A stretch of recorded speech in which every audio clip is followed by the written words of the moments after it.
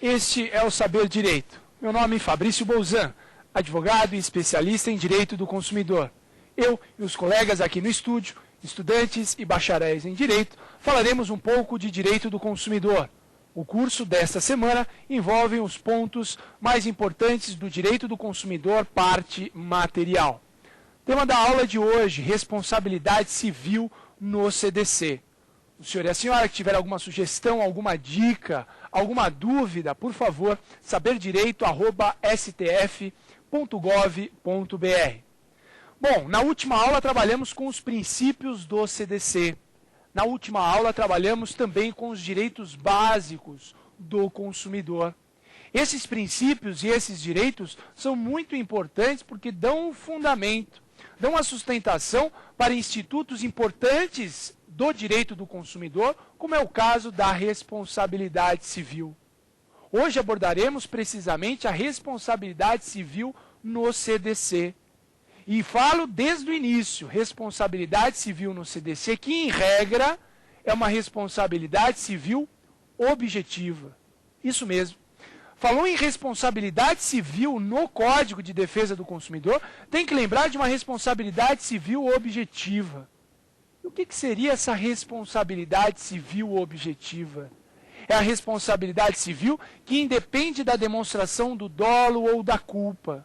Isso mesmo, responsabilidade objetiva. É aquela que independe da comprovação do dolo ou da culpa. Então, por exemplo, se eu adquiro uma TV que possui algum defeito, e esse defeito gera um dano à minha pessoa, o que há necessidade de comprovar numa ação de reparação de danos? Basta demonstrar o dano, o nexo de causalidade e o defeito deste produto. Lembrando que nos termos da aula passada é possível a chamada inversão do ônus da prova. Pode ser que o consumidor não tenha que demonstrar nem o defeito do produto que foi adquirido no mercado de consumo. Então percebam que nós paramos nesses requisitos: dano, nexo de causalidade e defeito, podendo o defeito nem ser demonstrado pelo consumidor, desde que haja a inversão do ônus da prova. Neste caso, na regra do CDC, quando falamos em responsabilidade civil objetiva, nós não temos que demonstrar o elemento subjetivo, o elemento dolo ou culpa. Ou seja, nesse mesmo exemplo, da televisão com defeito, que gerou danos à minha pessoa, eu consumidor, eu tenho que demonstrar o dano nexo causal e o defeito. Eu não preciso demonstrar nem o dolo, nem a culpa do fornecedor. Percebam que isso é muito importante, porque demonstrar o elemento dolo ou culpa é muito difícil numa relação jurídica de consumo. Ou seja, demonstrar que aquele consumidor atuou de forma negligente, imprudente ou imperita, demonstrar que o fornecedor atuou com a intenção de prejudicar o consumidor é realmente muito difícil. E nós sabemos já desde o primeiro encontro que o Código de Defesa do Consumidor tem por objetivo trazer novos instrumentos de defesa ao consumidor. Instrumentos de defesa ao vulnerável dessa relação jurídica. E a responsabilidade objetiva é mais um desses instrumentos na defesa do consumidor. O Código Civil de 16 tem como regra, ou tinha como regra, a responsabilidade subjetiva. Além de demonstrar dano, nexo de causalidade, era imprescindível demonstrar também o que, nos termos do Código Civil de 1916? O dolo ou a culpa. Na relação jurídica de consumo, isso é incompatível. Imaginem só, se nós já concluímos que o consumidor é a parte mais fraca da relação, se nós já concluímos que o consumidor necessita de prerrogativas para reequilibrar uma relação jurídica, imaginem se ele tivesse que demonstrar, diante do caso concreto, o dolo e a culpa do fornecedor. Isso realmente deixaria o consumidor em posição de maior desigualdade. O consumidor ficaria em situação ainda inferior se comparado com o fornecedor. Portanto, a responsabilidade objetiva também ajuda o consumidor em sua defesa. Responsabilidade objetiva em que eu demonstro o dano, o nexo de causalidade e, inicialmente, o defeito de um produto. Lembrando que é possível a inversão do ônus da prova e nem o defeito, muitas vezes, o consumidor tem que demonstrar. Responsabilidade objetiva não tem que demonstrar o dolo, não tem que demonstrar a culpa do fornecedor. Percebam que eu falei regra. A regra no CDC é a responsabilidade objetiva. Nesta aula de hoje, veremos a exceção que envolve justamente os profissionais liberais. Mas, Fabrício, se na época do Código Civil clássico, se nos termos do direito privatista, a responsabilidade é subjetiva fundada na teoria da culpa, qual seria a teoria que fundamenta a responsabilidade objetiva no CDC? A responsabilidade objetiva no CDC, ela é fundamentada pela teoria do risco. Isso mesmo, teoria do risco da atividade desenvolvida no mercado de consumo. Como assim, Fabrício? Teoria do risco da atividade desenvolvida no mercado de consumo. Quando nós falamos em fornecedor, colocando um produto no mercado de consumo, prestando um serviço nesse mesmo mercado de consumo, nós temos que lembrar que ele presta esse serviço ou que ele vende um determinado produto com o objetivo de oferir lucros. Ele, quando coloca um produto ou serviço no mercado de consumo, o objetivo dele é o quê? O objetivo do fornecedor é oferir lucros. Bom, se o objetivo é oferir lucros, ele, fornecedor, tem que arcar com os custos, tem que arcar com os incômodos dessa atividade desenvolvida no mercado de consumo. Em suma, tem que arcar com os riscos da atividade desenvolvida. Se eu pudesse definir em uma frase essa teoria do risco e a relação com a responsabilidade objetiva do CDC, eu definiria desta forma. Aquele que aufere os cômodos deverá arcar com os incômodos. Isso mesmo. Aquele que aufere os cômodos deverá arcar com os incômodos. Se o fornecedor aufere lucros na atividade desenvolvida no mercado de consumo, ele tem que arcar com os riscos dessa atividade desenvolvida. Ou seja, se ele aufere cômodos, lucros, ele tem que arcar com os incômodos, com os riscos. E como que ele arca com esses incômodos? Reparando o consumidor dos eventuais danos ocorridos no mercado de consumo. Portanto, duas informações importantes. Regra, responsabilidade civil objetiva no CDC, que independe da demonstração de dolo ou de culpa. Mas, teoria do risco é a teoria que fundamenta a responsabilidade objetiva. Se o fornecedor aufere lucros com a atividade desenvolvida, ele tem que arcar com os riscos, ele tem que arcar com os incômodos desta atividade. Portanto, este é um panorama inicial do que trabalharemos na aula de hoje, com a responsabilidade no CDC, que tem como regra a responsabilidade objetiva. Quando falamos, senhoras e senhores, quando falamos em responsabilidade objetiva no CDC, é importante lembrar de que nós temos a responsabilidade pelo fato do produto, responsabilidade pelo fato do serviço e a responsabilidade pelo vício do produto e do serviço. Aí eu pergunto para vocês, tecnicamente, existe diferença entre defeito e vício? O que os colegas e as colegas aqui no estúdio responderiam? Existe diferença, tecnicamente existe diferença. Quando eu falo em responsabilidade, quando eu falo em responsabilidade pelo fato do produto decorrente de um defeito, eu estou relacionando com a insegurança do produto ou do serviço. Defeito tem relação com insegurança, insegurança do produto ou do serviço. Enquanto o defeito está relacionado com a insegurança do produto ou do serviço, o vício está relacionado com a inadequação do produto ou serviço para os fins a que se destinam. Vício, mera inadequação. Mera inadequação do produto ou do serviço para os fins a que se destinam. Fabrício, eu vejo a sua boa-fé em tentar me explicar o direito do consumidor. Mas você não acha que um exemplo tornaria mais clara a sua explanação?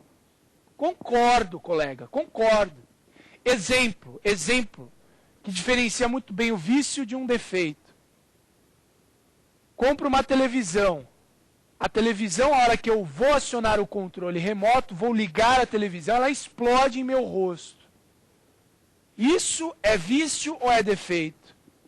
Se está relacionado com insegurança, é um defeito. Então, quando eu compro uma TV, ligo a TV explode em meu rosto, eu estou trabalhando com uma insegurança. Portanto, estamos diante de um exemplo de defeito. E neste mesmo caso, se eu adquiro uma TV, e a hora que eu vou ligar a televisão, simplesmente não liga. Ela não explode em meu rosto, mas ela não liga. Ah, Fabrício, mas é uma TV de LCD. Coloca a TV de LCD na sala da tua casa para todo mundo ver que você é um cara que tem dinheiro. Meu amigo, eu não estou preocupado com a beleza de uma TV de LCD. Eu compro uma TV de LCD para assistir o programa que eu quero assistir. Se eu compro a TV e ela não liga, não tem finalidade alguma para mim. Eu estou aqui diante de um exemplo de vício. Percebam que não há insegurança nenhuma aqui para o consumidor. Simplesmente a TV não liga. Eu compro a TV para assistir um programa X ou Y e a TV não liga. Perceberam a diferença nesse exemplo? Defeito, a TV explode em meu rosto. Insegurança. Vício, inadequação para os fins a que se destinam. A TV de LCD não é para ficar fazendo enfeite na sala de ninguém. A TV de LCD é para você assistir TV como qualquer outra. Já deixo bem claro, não tenho TV de LCD, ok? Então qual que é a questão, senhoras e senhores? Qual que é a questão? Vício e defeito. É importante fazer essa diferença. É importante fazer essa diferença porque o Código de Defesa do Consumidor, ora fala em responsabilidade pelo fato do produto ou do serviço, que tem relação com defeito, que tem relação com insegurança, danos decorrentes dessa insegurança. E ora o Código de Defesa do Consumidor fala em responsabilidade pelo vício do produto, pelo vício do serviço. Vamos falar um pouco agora da responsabilidade pelo fato do produto. Responsabilidade pelo fato do produto. Inicialmente, o que significa uma responsabilidade pelo fato do produto? É uma responsabilidade decorrente de um acidente de consumo, fruto de um produto defeituoso, ok? Responsabilidade pelo fato do produto é o acidente, é a responsabilidade decorrente de um acidente de consumo, fruto de um produto defeituoso. Isso que significa fato do produto. Acidente de consumo decorrente de um produto defeituoso. Isso está lá no artigo 12 do Código de Defesa do Consumidor. O artigo 12 fala bem claro, fabricante, produtor, construtor, importador responderão objetivamente pelos danos causados aos consumidores. Artigo 12 do Código de Defesa do Consumidor. Em suma, trata deste tema. E aí a pergunta, o que seria um produto defeituoso? Será que o Código de Defesa do Consumidor entende, nos mesmos termos que você fez a diferença defeito e vício? Entende nesses termos. Quando o CDC fala em produto defeituoso, ele fala, é aquele que não possui a segurança que dele legitimamente se espera. Produto defeituoso é justamente esse, aquele que não tem a segurança que dele legitimamente se espera. Portanto, o Código de Defesa do Consumidor, quando fala de produto defeituoso, quando define o produto defeituoso no artigo 12, parágrafo 1º, vai naquela linha da diferenciação inicial, de defeito envolvendo insegurança e vício, mera inadequação. Tudo bem? Maravilha? Tranquilo?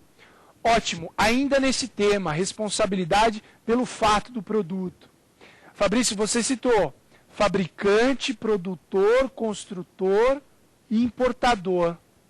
Você não falou nada do comerciante.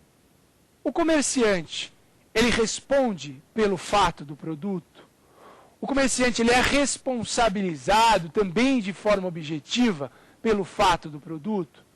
Porque no artigo 12, eu estou com ele aberto aqui em minha casa, os colegas aqui no estúdio com o código aberto, não falam em comerciante. E a pergunta é, o comerciante responde ou não responde? Responde, mas o comerciante responde de forma subsidiária. Isso mesmo, O comerciante responde de forma subsidiária, nos termos do artigo 13 do CDC. A responsabilidade do comerciante pelo fato do produto está exatamente no artigo 13 do Código de Defesa do Consumidor. Ou seja, o comerciante responde quando fabricante, produtor, construtor, importador não puderem ser identificados, ou quando a identificação não é clara, ou ainda quando não conserva adequadamente um produto perecível.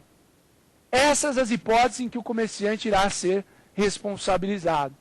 Quando fabricante, produtor, construtor, importador não são identificados claramente, ou quando não são identificados de forma alguma, ou ainda quando não conserva adequadamente os chamados produtos perecíveis. Nessas hipóteses, o comerciante será responsabilizado. Então, nós temos o seguinte quadro. Nos termos do artigo 12, fabricante, produtor, construtor e importador. Nos termos do artigo 13, a responsabilidade do comerciante. E, Fabrício, eu lembro da nossa aula de número 2, da última aula, que você falou que um dos princípios do Código de Defesa do Consumidor é o princípio da solidariedade. Lembram do princípio da solidariedade? Se mais de um contribuiu para a causação do dano, todos responderão de forma objetiva. Lembram disso? Se mais de um contribuiu para a causação do dano, todos responderão de forma objetiva. E eu lembro que eu dei o seguinte exemplo. O fabricante contribuiu para a causação do dano porque o produto era defeituoso. O comerciante também contribuiu para a causação do dano porque falhou numa informação. Responsabilidade solidária. Vamos supor que o consumidor lesado entra com uma ação de reparação de danos contra o comerciante.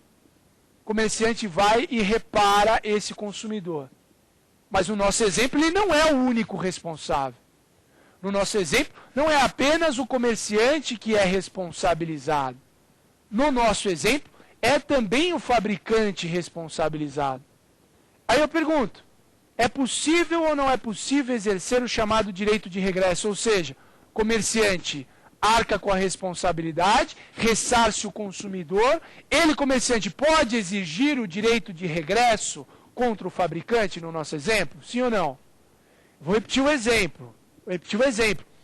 Tanto o comerciante como o fabricante são responsáveis, tanto um como o outro. A ação do consumidor foi proposta contra o comerciante. Ele paga o consumidor. Ele ressarce os danos do consumidor. Pergunto, ele, comerciante, que não é o único responsável, pode exercer o direito de regresso em face do outro fornecedor, em face do fabricante? É possível exercer o direito de regresso. Aí a pergunta que eu faço é a seguinte: direito de regresso é admitido. E a denunciação da lide é admitida, sim ou não?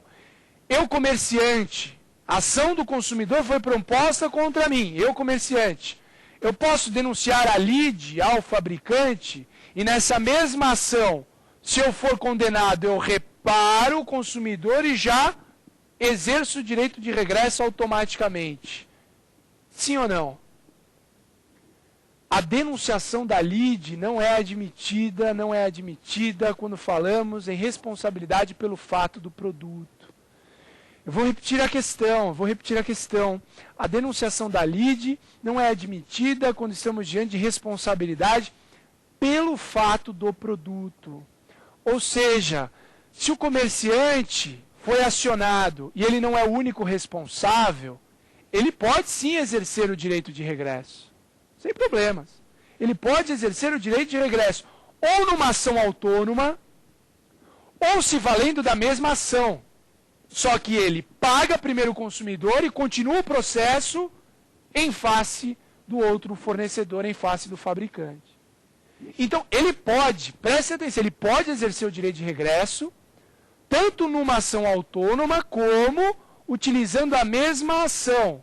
Só que primeiro ele repara os danos ao consumidor, acabou a relação com o consumidor, ele começa a relação dele, comerciante, com o fabricante. Mas não é possível, percebam, não é possível a denunciação da lide. Ou seja, nessa discussão inicial entre consumidor e comerciante, que é o nosso exemplo, nessa questão inicial, não é possível trazer uma nova pessoa, não é possível trazer o fabricante ao processo. E por que não é possível trazer o fabricante ao processo? Por que não é possível denunciar a lide? Por quê? Primeiro, se eu trago uma nova pessoa, eu tenho que citar essa nova pessoa, eu tenho que dar a oportunidade de defesa a essa nova pessoa. Em suma, eu vou retardar a reparação de quem? Do consumidor. O consumidor entrou com ação contra o comerciante. Ele não quer saber se é só o comerciante que é responsável ou se é o comerciante e o fabricante. Ele não quer saber. Ele entrou com ação contra o comerciante. Então a questão é a seguinte: se ele entrou com ação com o comerciante e contra o comerciante traz ao processo uma nova pessoa, traz ao processo o fabricante por meio da denunciação da lide, ele vai retardar a reparação de danos do consumidor. E tem um outro fundamento, pela impossibilidade da denunciação da lide. A relação entre consumidor e comerciante, em regra, envolve a responsabilidade objetiva. E a responsabilidade entre os fornecedores? E a responsabilidade entre comerciante e fabricante? É uma responsabilidade objetiva ou subjetiva? Entre os fornecedores, a responsabilidade é subjetiva. Então, se numa relação entre consumidor e comerciante a responsabilidade é objetiva, na relação entre os outros fornecedores, entre comerciante e fabricante, nós temos uma responsabilidade subjetiva. Ou seja, se fosse admitida a denunciação da lide, eu estaria trazendo um novo fundamento jurídico ao processo. Responsabilidade objetiva entre consumidor e comerciante e responsabilidade subjetiva entre os fornecedores. Portanto, dois são os motivos pela impossibilidade da denunciação da lide. Primeiro, retardaria a reparação de danos do consumidor. Por quê? Se eu trago a lide uma nova parte, eu tenho que citar, ela tem que apresentar defesa e tudo mais. E outro fundamento, nós traríamos a responsabilidade subjetiva num processo em que se discute responsabilidade objetiva. Responsabilidade objetiva entre consumidor e comerciante. Responsabilidade subjetiva entre os fornecedores. Portanto, no tocante à responsabilidade pelo fato do produto, não é possível a denunciação da lide. Ótimo, senhoras e senhores. Aí poderiam me perguntar: Fabrício, você já adiantou que nós temos a responsabilidade pelo fato do produto e pelo fato do serviço. E na responsabilidade pelo fato do serviço, eu poderia denunciar a lide, sim ou não? Por exemplo, algo muito comum, portas giratórias dos bancos, que travam. Você está com uma chave, com uma moeda no bolso, você é travado e muitas vezes tratado como um bandido. Como se portasse uma 9 milímetros em seu bolso.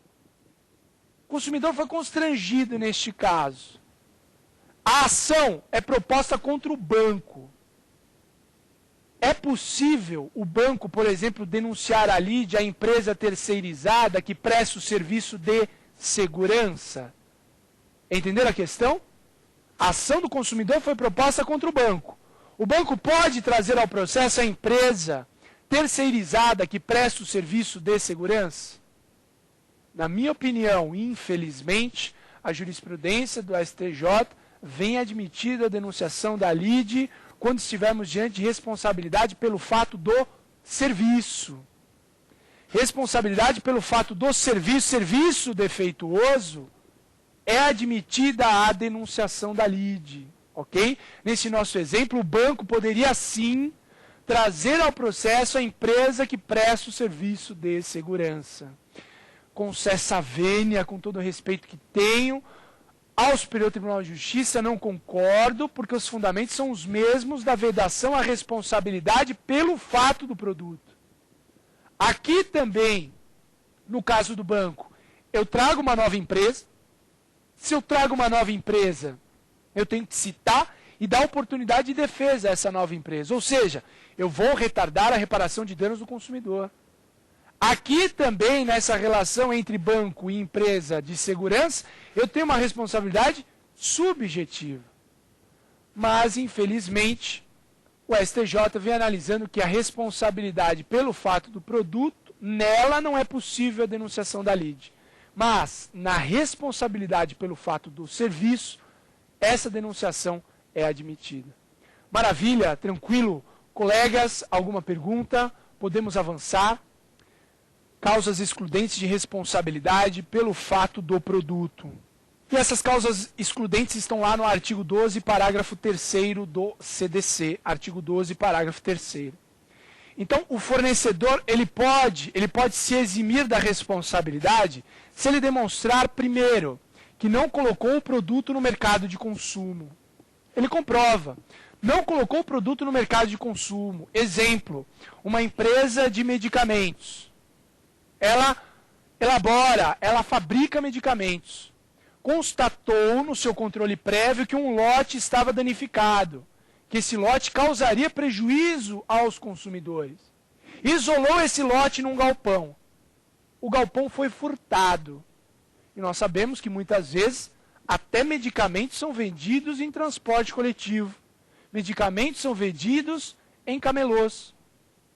Ou seja, o fornecedor daquele lote de medicamento demonstra: olha, eu fui furtado, eu não coloquei esse produto no mercado de consumo. Logo, eu, fornecedor, não posso ser responsabilizado. Tudo bem? Maravilha? Então, a primeira hipótese de exclusão de responsabilidade é justamente essa. Quando o fornecedor demonstra que não colocou o produto no mercado de consumo. Segunda hipótese. Colocou o produto no mercado de consumo, mas comprova que o defeito inexiste. Segunda causa excludente de responsabilidade. O fornecedor assume que colocou o produto no mercado de consumo, mas que o defeito inexiste. E uma última hipótese de exclusão de responsabilidade do fornecedor, culpa exclusiva da vítima ou de terceiro. Culpa exclusiva da vítima ou de terceiro. Nós temos uma questão da colega aqui. Qual que é o seu nome e a sua questão? Elânia. A questão é no tocante à culpa concorrente. Ela exclui a responsabilidade? Muito bem. A Helena faz a seguinte questão. Falei que a culpa exclusiva do consumidor exclui a responsabilidade. Aí ela pergunta, e a culpa concorrente? Exclui? Não exclui. Ela atenua a responsabilidade, mas não exclui a responsabilidade do fornecedor. Isso vai ficar bem claro quando falarmos da responsabilidade pelo fato do serviço, a figura do pingente, o passageiro que anda pendurado pelo lado de fora. É um bom exemplo de culpa concorrente em que não exclui a responsabilidade do fornecedor, porém atenua. Eu ouvi alguém me chamar desse lado. É o Jorge. Por favor, Jorge, sua pergunta. A pergunta é sobre se é possível, nas relações de consumo, a adoção da teoria do risco integral, exemplificando nas companhias de transporte aéreo, em que o avião é explodido por um terrorista. Se caberia a responsabilidade da companhia aérea. Então, a questão do Jorge é muito interessante, porque envolve a teoria do risco integral. E nós vimos que no começo da aula de hoje, a teoria que fundamenta é a teoria do risco.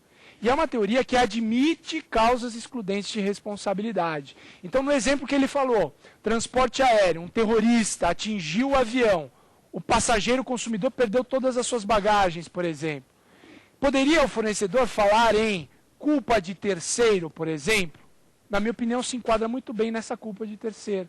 Ou seja, uma culpa exclusiva de um terceiro que não era consumidor, mas que também não tinha relação nenhuma com esse transporte aéreo. Até na sequência, também envolvendo responsabilidade pelo fato do serviço, nós vamos ver um caso interessante e muito próximo com esse, que é o assalto à mão armada dentro do interior de coletivos. É possível alegar responsabilidade ou excludente de responsabilidade? Então, Jorge, pela teoria do risco, nós temos causas excludentes e, em regra, não falamos em responsabilidade integral. Voltando, senhoras e senhores, ao nosso tema.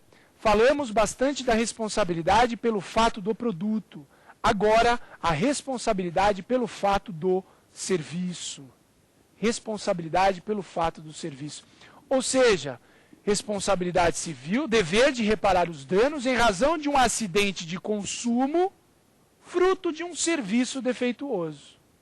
Fato do serviço, acidente de consumo, fruto de um serviço defeituoso. Na mesma linha de raciocínio, quando falamos em responsabilidade pelo fato do serviço, está lá no artigo 14 do Código de Defesa do Consumidor, e mais precisamente no parágrafo 1º do artigo 14, quando falamos em serviço defeituoso, nós temos que lembrar de uma insegurança. Serviço defeituoso é aquele que não tem a segurança que dele legitimamente se espera. Se não tem a segurança que dele, serviço, legitimamente se espera, nós podemos encontrar uma hipótese de responsabilidade pelo fato do serviço. Percebam que a linha de raciocínio é justamente a mesma. A linha de raciocínio, tanto para fato do produto como para fato do serviço, é justamente a mesma. Insegurança de um produto, insegurança de um serviço. Bom, nós temos uma matéria interessante envolvendo a atuação dos PROCONs e a responsabilidade civil no CDC. Vamos ao VT. É preciso conscientizar o consumidor de que ele tem uma lei que o protege. Se essa lei existe, ela precisa ser cobrada da parte daqueles que hoje ainda são vítimas de práticas abusivas. Segundo, é preciso que o próprio empresariado reconheça que o Código de Defesa do Consumidor não é apenas uma ferramenta jurídica, é uma ferramenta de diferencial competitivo, eu diria até de marketing. Carlos comprou uma geladeira. Com apenas um mês de uso, ela parou de funcionar. Depois de muita dor de cabeça, o servidor público conseguiu resolver o problema no PROCON. Precisei ir ao PROCON. Aí registrei direitinho e o advogado telefonou do PROCON e eles foram até a minha casa. E aí sim, aí resolveu o problema. Trocou o aparelho, a geladeira por uma outra. Não foi o motor, trocou por outro refrigerador. Muito bem, essa é uma hipótese de responsabilidade do último colega pelo vício do produto, que na sequência trabalharemos. Mas a matéria é importante para trazer à tona o PROCON, a atuação do PROCON, a atuação de entidades de defesa do consumidor. Muitas vezes a população não tem condições de contratar um advogado, mas ela tem um acesso gratuito a esse órgão público de defesa do consumidor, que tem por objetivo tutelar não só questões individuais, mas também questões coletivas. Portanto, explorem isso, aproveitem esses órgãos, essas entidades de defesa do consumidor. E temos mais uma questão aqui em nossos estúdios. Por favor. Eu gostaria de saber a respeito da responsabilidade do vício do serviço. O caso muito comum é dos planos de saúde, né, que na hora que a pessoa precisa do atendimento, ele não recebe o atendimento, não recebe, às vezes, nenhum atendimento, né? Nessa omissão, a responsabilidade ela é objetiva? Sim, também é uma responsabilidade objetiva. O colega perguntou da responsabilidade no vício de um serviço plano de saúde. Também é uma responsabilidade objetiva. Então, a responsabilidade é objetiva não só pelo fato do produto ou do serviço, em razão do acidente de consumo, mas também em razão da prestação de um serviço viciado.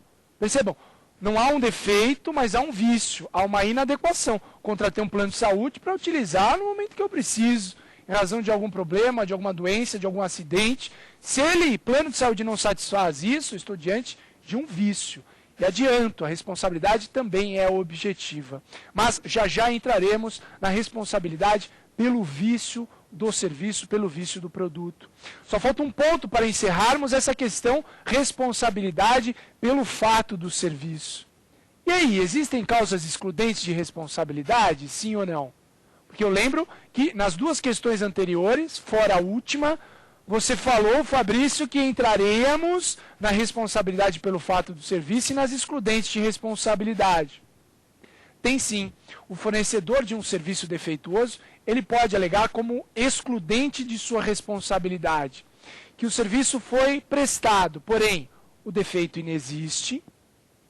O serviço foi prestado, porém, o defeito inexiste. E pode alegar também culpa exclusiva do consumidor ou de terceiro. Culpa exclusiva do consumidor ou de terceiro. E aí duas questões interessantes sobre o tema. A primeira, e a culpa concorrente exclui ou atenua a responsabilidade? Culpa concorrente do consumidor atenua a responsabilidade, também aqui, porém não exclui. Ou seja, no nosso exemplo, que eu adiantei agora há pouco, serviço de transporte coletivo, a figura do pingente, o passageiro que anda pendurado pelo lado de fora. Então, o serviço de trem ou de ônibus. Se o passageiro anda pendurado pelo lado de fora, nós temos uma culpa concorrente do passageiro. Não pode o fornecedor desse serviço querer alegar a culpa exclusiva do consumidor, porque ele, fornecedor, permitiu essa situação. Então, se ele, fornecedor, permitiu que o ônibus ou que o trem transitasse com uma pessoa pendurada pelo lado de fora, ele tem parcela de responsabilidade, mas o consumidor também tem parcela de responsabilidade. O consumidor também sabia que não é possível transitar pelo lado de fora de um ônibus ou de um vagão de trem. Portanto, esse é um típico exemplo de responsabilidade cuja a efetividade será atenuada, porque estamos diante de uma culpa concorrente do consumidor. Portanto, também aqui, responsabilidade pelo fato do serviço. Culpa concorrente não exclui, porém, atenua a responsabilidade do fornecedor. Muito bem, agora vamos falar um pouco da responsabilidade pelo fato, responsabilidade pelo vício do serviço, responsabilidade pelo vício do produto. Sempre partindo daquela máxima, quando eu falo em vício, eu falo em inadequação aos fins a que se destinam. Eu não falo em defeito, eu não falo em dano. Vício, inadequação aos fins a que se destinam. E a responsabilidade pelo vício do produto está lá no artigo 18 do CDC. Artigo 18 do CDC, que trata mais precisamente do vício de qualidade. Vício de qualidade. Então, responsabilidade pelo vício do produto, vício de qualidade. Vício de qualidade, colegas, é aquele que torna o produto inadequado, o produto impróprio, é aquele que diminui o valor do produto, inadequado, impróprio, diminui o valor do produto, ou está em desacordo com as informações da oferta. Ou está em desacordo com as informações da oferta. Exemplo, eu compro um veículo 0 km, tiro o veículo da agência, funde o motor. Se eu acabei de retirar um veículo 0 km da concessionária, quando funde o motor desse veículo, eu tenho ou não tenho uma desvalorização do meu veículo? Dizem que quando você tira da agência e vai vender no dia seguinte, já perde não sei quantos % o carro. Imaginem sem motor. Então eu tenho um vício de qualidade, ok? Que diminui o valor deste produto. Portanto, senhoras e senhores, num primeiro momento nós temos o chamado vício de qualidade. E diante de um vício de qualidade, quais as alternativas que o Código de Defesa do Consumidor traz para esse consumidor? Eu comprei uma TV que não liga. O que eu posso fazer com essa TV? Ou como o rapaz da nossa matéria, a geladeira. A geladeira dele não funcionava, ele comprou a geladeira para funcionar. E aí o que funciona? O que a gente faz em relação a essa situação? O CDC dá alguma alternativa? O CDC dá algum direito ao consumidor? Sim, o Código de Defesa do Consumidor traz 3 alternativas ao consumidor. E elas estão lá no artigo 18, parágrafo 1º do CDC. Artigo 18, parágrafo 1º, fala o seguinte. Em primeiro lugar, o fornecedor tem 30 dias para sanar o vício. Em primeiro lugar, o fornecedor tem 30 dias para sanar o vício. Se ele não sanar o vício nesse prazo de 30 dias, o consumidor pode, primeiro, substituir o produto por outro de mesma espécie, marca ou modelo, sem nenhum problema, ok? Então, primeira opção, primeira alternativa. Se o fornecedor não sana o vício em 30 dias, o consumidor poderá substituir por outro produto de mesma marca, espécie ou modelo. Mas, Fabrício, não tem mais outro produto de mesma marca, espécie ou modelo. O que o consumidor pode fazer? Pode trocar por outro, de marca, espécie ou modelo diversos, complementando o preço se esse novo for mais caro, ou sendo restituído do valor pago a maior, se este novo produto for mais barato. Perceberam a questão? Pode acontecer de você querer substituir por outro produto da mesma marca, espécie e modelo e não existe mais. E aí, o que faz o consumidor? Pode trocar por outro, de marca, espécie e modelo diversos, complementando o valor se o novo for mais caro, ou sendo restituído do valor pago a maior, se o novo for mais barato. Outra opção, restituição do valor pago. Não quero mais esse produto, veio com vício, não quero mais, quero meu dinheiro de volta. Pode, é uma segunda alternativa. Restituição do valor pago, monetariamente atualizado, sem prejuízo de eventuais perdas e danos. Sem prejuízo de eventuais perdas e danos. Então, pode restituir o valor pago, monetariamente atualizado, sem prejuízo de eventuais perdas e danos. E uma última alternativa é justamente o abatimento proporcional no preço. Última alternativa conferida ao consumidor é o abatimento proporcional no preço. Fabrício, você falou que inicialmente o fornecedor tem um prazo de 30 dias para sanar o vício. Pergunto para você, Fabrício, é possível ir diretamente às alternativas sem ter que esperar esses 30 dias, sim ou não? Aí eu peço vênia para abrir o Código de Defesa do Consumidor no artigo 18, parágrafo 3º. Olha o que fala o artigo 18, parágrafo 3º. Poderá fazer uso imediato das alternativas do parágrafo 1º deste artigo, ou seja, sem precisar esperar os 30 dias, sempre que, em razão da extensão do vício, comprometer a qualidade ou característica do produto, diminuir-lhe o valor ou se tratar de produto essencial. Exemplo, o taxista tirou um carro 0 km da concessionária, fundiu o motor. O veículo é ou não é um produto essencial para o taxista? Ele vai ficar 30 dias esperando sanar o vício? Não vai. Um determinado aparelho que mantém uma pessoa viva, comprou novinho. O fornecedor, em regra, tem o quê? 30 dias para sanar o vício. Se for esperar 30 dias, aquela pessoa vai morrer. Ela precisa do aparelho agora. Precisa substituir por outro imediatamente. É possível?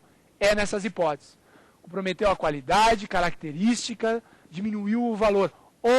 Ou se tratar de um produto essencial, pode ir diretamente às alternativas, sem precisar aguardar os 30 dias concedidos ao fornecedor.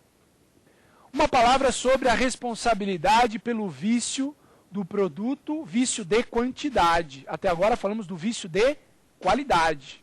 Agora, vício de quantidade.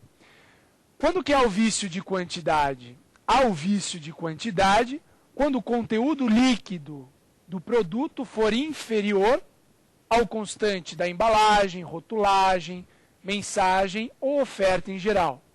O conteúdo líquido for inferior ao constante da mensagem, rotulagem, da oferta em geral. Aí nós temos um vício de quantidade. Aí nós temos um vício de quantidade. Tem opções? Tem.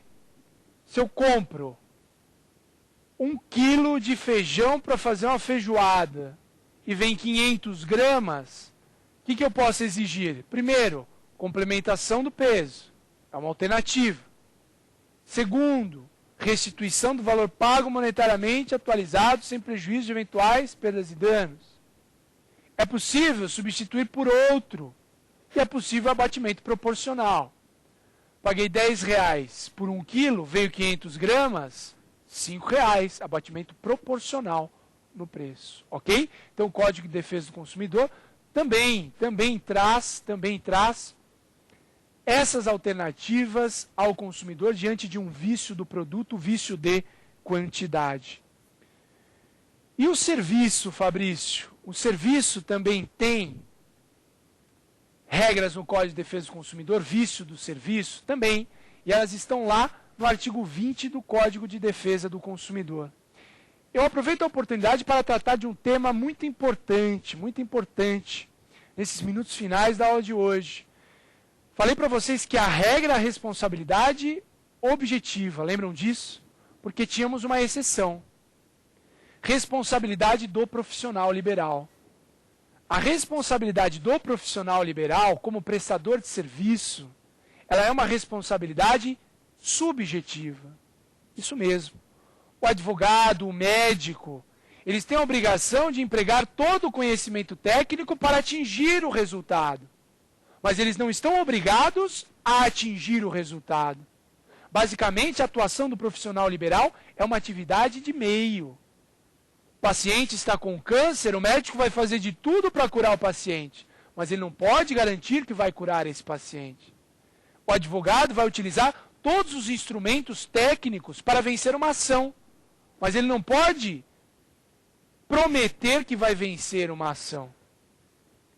Agora, Fabrício, e quando a atividade do profissional liberal for de fim, ou seja, cirurgia plástica de embelezamento, eu posso ou não posso falar em responsabilidade objetiva no CDC?